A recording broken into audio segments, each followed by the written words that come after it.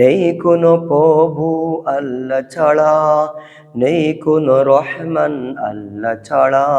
লা ইলাহা ইল্লাল্লাহ, লা ইলাহা ইল্লাল্লাহ, লা ইলাহা ইল্লাল্লাহ।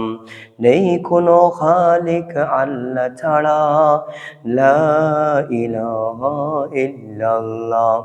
নেই কোনো রহমান আল্লাহ ছাড়া, লা ইলাহা ইল্লাল্লাহ।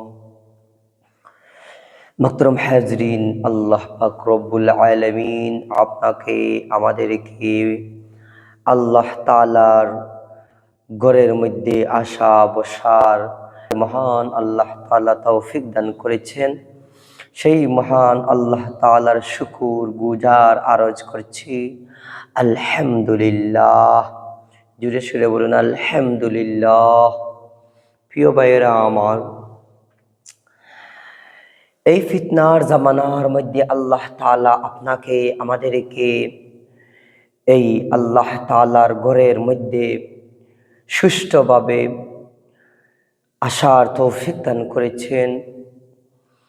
এই ফিতনার জামানার মধ্যে মসজিদের মধ্যে আসা এবং ইবাদত বন্দেগী করা বড় মুজাহাদা। মসজিদের মধ্যে আইসা নামাজ পড়া, ইবাদত বন্দেগী করা, আল্লাহ তাআলার নৈকট্য লাভ করার জন্য যে আমরা মসজিদের মধ্যে আসি, সেই মসজিদে আসা এখন আমাদের জন্য বহুত বড় মুজাহাদা, বহুত বড় মুজাহাদা। প্রিয় ভাইয়েরা আমার, আল্লাহ পাক রব্বুল আলামিন তার হাবিব মুহাম্মদুর রাসূলুল্লাহ সাল্লাল্লাহু আলাইহি ওয়াসাল্লাম জমিনের মধ্যে আল্লাহ তাআলা প্রেরণ করেছেন। নবীজি সাহাবাদেরকে, তবে তাবিন যারা নবীজিকে অনুসরণ করেছে, আজ আমরা তাদেরকে অনুসরণ করি।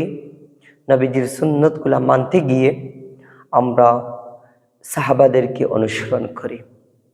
প্রিয় ভাইয়েরা আমার, আমরা আল্লাহ তাআলার শুকরিয়া আদায় করব, তার পাশাপাশি আমরা সাহাবাদেরকেও মহব্বত করব, সাহাবাদেরকে মহব্বত করব। যেমন তারা ছিলেন নবীজির জামানার মধ্যে একবারে পাশে, নবীজির একবারে পাশে ছিল। তারা নবীজি যে আমল করত, নবীজি যে আমল করতেন, সব কিছু সাহাবারা তারা দেখত, তারা শিখত, দেখত, পড়ত, আল্লাহ তাআলার ইবাদত বন্দেগী করত। কিন্তু আজ আমরা নবীজিকে পাইলাম না, সাহাবাদেরকে পাইলাম না, তবে তাবেঈনদেরকে পাইলাম না। এখন আমরা তাবেঈনদেরকে অনুসরণ করব, সাহাবাদেরকে অস্বীকার করার মতো কোনো কিছু নেই। আমরা সাহাবাদেরকেও অনুসরণ করব, তারপর নবীজির সুন্নতগুলাকে আমরা বিশ্বাস করব, সাহাবাদেরকে বিশ্বাস করব, আল্লাহ তাআলার নৈকট্য আমরা লাভ করতে পারব।